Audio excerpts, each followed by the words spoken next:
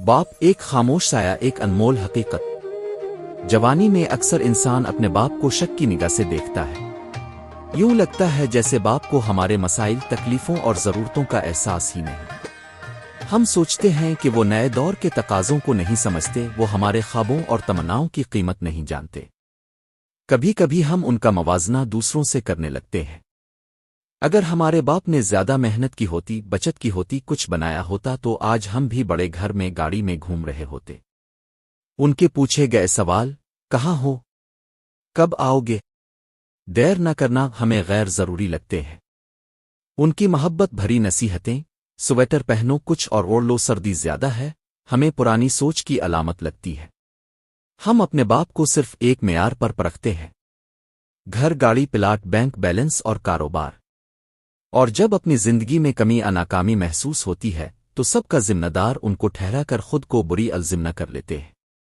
وقت گزرتا ہے اور تیزی سے گزرتا ہے، پڑھائی، نوکری، شادی، اولاد، اور پھر ایک دن ہم خود اسی سٹیج پر کھڑے ہوتے ہیں، اسی کردار میں جو ہمارے باپ نے کبھی نبھایا تھا۔ تب اچانک یاد آنے لگتا ہے کہ ان کی خاموشی، ان کے پرانے دوستوں میں بے وجہ قہقہے، پرانے کپڑوں پر فخر، اور شام ڈھلتے ہی تھکاوٹ کا بہانہ کر کے بتی بجھا دینا، یہ سب کہانیاں دراصل ان کی فکر، تھکن اور قربانی کا عکس تھیں۔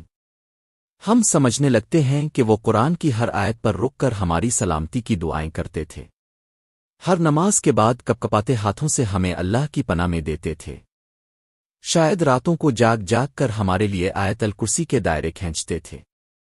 گرمی میں کولر کی ٹھنڈی ہوا آتی تو ان کے دل میں خیال آتا، کہیں میرا بیٹا دھوپ میں تو نہیں بیٹھا۔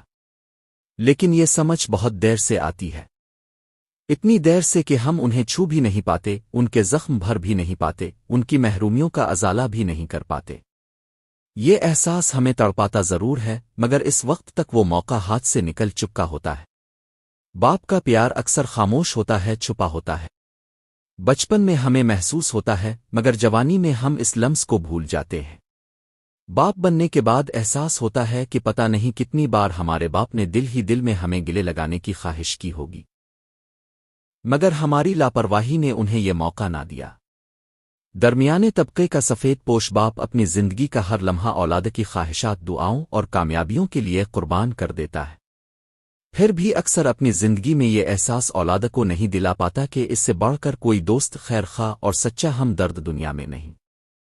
کاش اولاد وقت پر دیکھ سکے کہ باپ کا دل کس قدر محبت سے بھرا ہے۔